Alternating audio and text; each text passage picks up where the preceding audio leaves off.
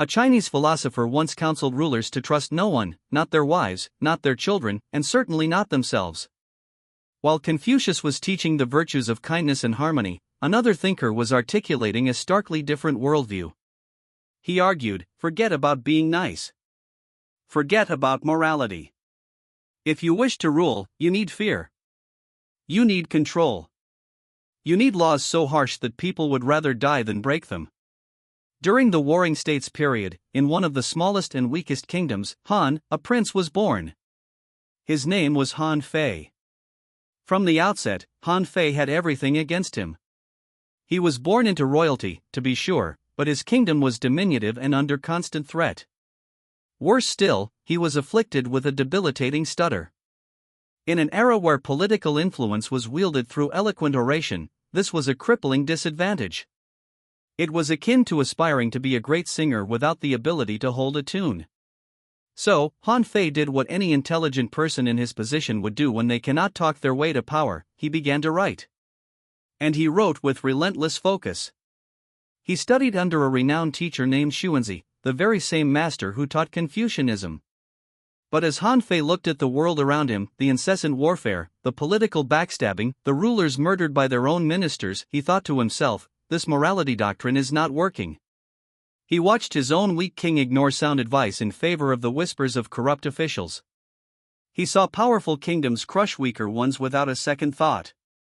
He realized that being good did not ensure survival. Being intelligent, being ruthless, and possessing power, that is what kept you alive. He penned essays with titles like The Five Vermin and The Difficulties of Persuasion. They were dark, realistic, and made people uncomfortable precisely because they rang true. Han Fei created, or rather perfected, a philosophy known as legalism.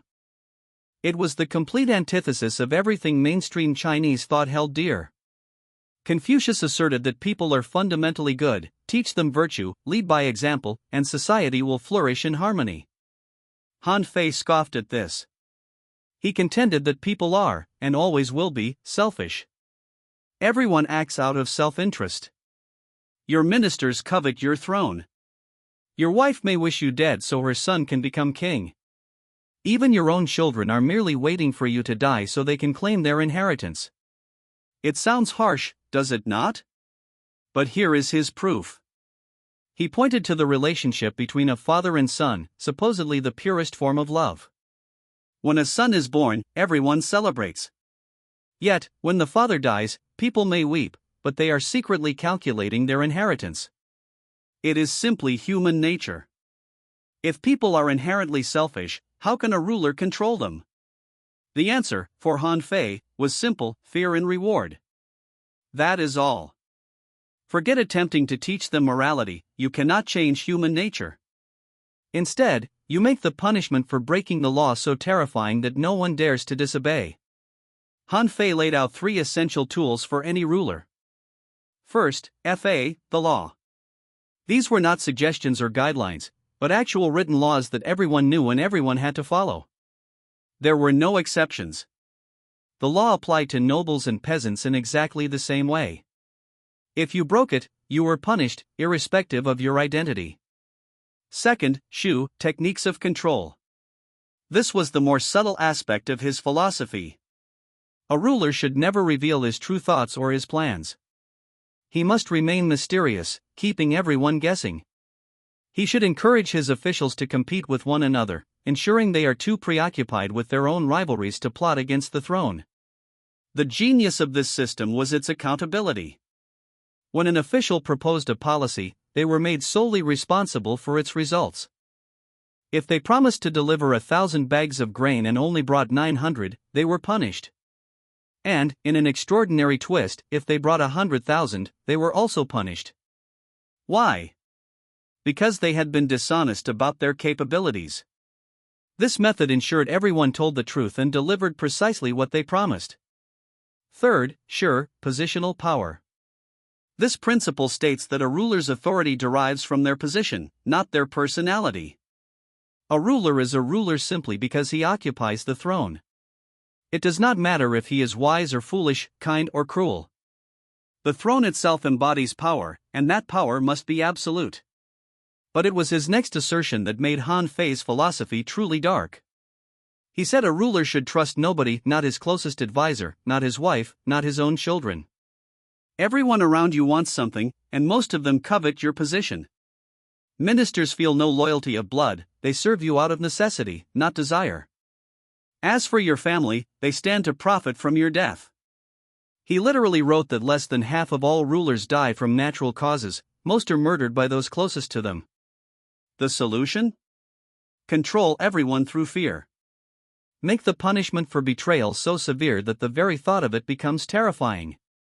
You are probably thinking this is all just theory. Did anyone actually put it into practice? Oh, yes. And it changed the course of history. Han Fei repeatedly tried to convince his own king to adopt his ideas, but the king of Han dismissed him as a madman. Meanwhile, in the neighboring kingdom of Qin, a young, ambitious ruler named Ing Zhang was on the rise. He dreamed of conquering all of China and becoming its first emperor. One day, he was shown Han Fei's essays. Ing Zhang was astounded. He famously declared something to the effect of, "If I could meet this man and speak with him, I could die without regret." Keep that quote in mind, it is about to become incredibly ironic. In 234 BC, Qin attacked Han. The king of Han, in a desperate move, finally realized he should have listened to Han Fei. He dispatched Han Fei himself as a diplomat to negotiate an end to the war. When Han Fei arrived at the Qin court, Ing Zhang was thrilled to finally meet his intellectual hero. They spoke at length about philosophy, and the king was seriously considering offering Han Fei a high-ranking position in his government. However, another of Xuanzi's former students was already there, a man named Li Si, who was now the prime minister of Qin. Li Si saw Han Fei as a colossal threat. Li Si was good, but Han Fei was brilliant. If the king favored Han Fei, Li Si would lose his position, and perhaps even his life. So, Li Si did what any true legalist would do, he used the system against its master. He went to the king and argued, "Look, Han Fei is from the kingdom of Han. His loyalty will always lie with Han, not with Qin. You cannot send him back, for he knows too much of our plans. Yet you cannot employ him, for he will surely betray you. There is only one option left." The king, already conditioned by his own philosophy of trusting no one, agreed. Han Fei was arrested on fabricated charges of espionage. Li Si then sent a vial of poison to Han Fei's prison cell. The message was unmistakable: drink this, or face a far worse fate. Han Fei, the man who wrote that everyone acts out of self-interest and that rulers should trust nobody, was killed by his former classmate using the exact principles he had taught. He drank the poison and died in 233 BC, aged around 47. The king later regretted his decision and wished to pardon him, but it was too late. Han Fei died because his philosophy worked precisely as he had designed it. But the story does not end there. Though Han Fei was dead, his ideas lived on. Ing Zhang, who would become known as Qin Shi Huang, the first emperor, adopted legalism as the official philosophy of his government. And it worked with spectacular efficiency. Using legalist principles, Qin conquered every other kingdom, one by one. By 221 BC, all of China was united under a single ruler for the first time in history. Qin Shi Huang became the first emperor of China. The name China itself derives from Qin. The emperor implemented legalist ideas everywhere. He created a single, unified set of laws for the entire empire. He standardized everything: the writing system, the currency, even the width of cart axles so they would fit the same ruts in the roads. He built massive highways and began construction of the Great Wall. He infamously buried scholars alive who disagreed with him and burned books that were not about legalism, agriculture, or medicine. The system was incredibly efficient. Everything ran like a well-oiled machine. The laws were clear, the punishments severe, and everyone obeyed. On paper, it was a perfect success. But what Han Fei failed to account for was that there is a limit to how much fear people can endure. The punishments were draconian. Arriving late for a work assignment could result in execution, not just for you, but for your entire family. People were dragged from their homes to toil on the emperor's grand projects, with thousands dying during the construction of the Great Wall, treated as little more than slave labor.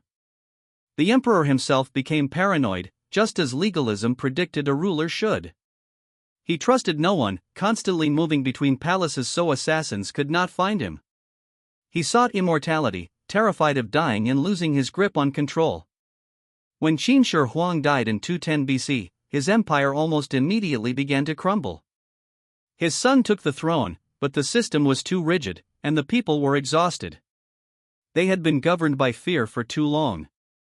3 years after the first emperor's death, rebellions erupted across the land. By 206 BC, a mere 15 years after unification, the Qin dynasty had collapsed completely. Legalism had conquered all of China in decades, only to destroy that same empire in just 15 years. So, what went wrong? The Qin dynasty proved that while you can build power through fear, you cannot sustain it.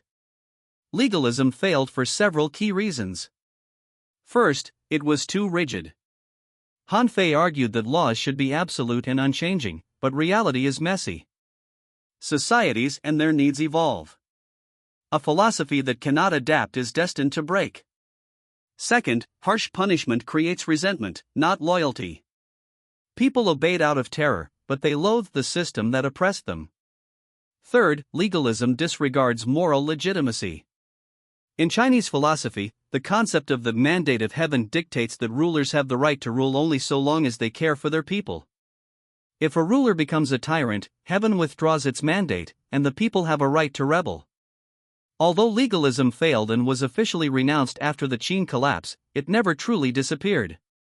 Every subsequent dynasty in China claimed to follow Confucianism, espousing the importance of virtue and morality. But behind the curtain, they all employed legalist techniques. They masterfully combined Confucian rhetoric with legalist reality. Even today, Han Fei's ideas continue to shape our thinking on government. His concept that laws should be clear, public, and apply equally to everyone is the foundation of the modern rule of law. His idea that officials should be held accountable for their results is a cornerstone of modern bureaucracy. His understanding that people respond to incentives and punishments is central to modern behavioral economics. Political scientists still study Han Fei. His stark realism influenced thinkers worldwide, and he is often compared to Machiavelli, the Italian philosopher who wrote The Prince some 1,700 years later, echoing similar ideas about power and control. So, was Han Fei a genius or a monster? In truth, he was probably both. He understood the mechanics of power better than almost anyone in history. He saw through the pleasant fictions people tell themselves about morality and looked at how human beings actually behave. He recognized that people act out of self-interest, that power corrupts, and that rulers need robust systems to prevent abuse. Yet he also created a philosophy with no room for compassion, trust, or human connection, only cold, hard calculation and control through fear. He built a system so ruthlessly efficient at concentrating power that it ultimately destroyed itself. The greatest tragedy is that Han Fei himself became the ultimate victim of his own unforgiving philosophy. If this story has you thinking about power, control, and what makes civilizations rise or fall, you are going to want to see the one on your screen right now. Thanks for watching. Like, share and subscribe to keep watching audio.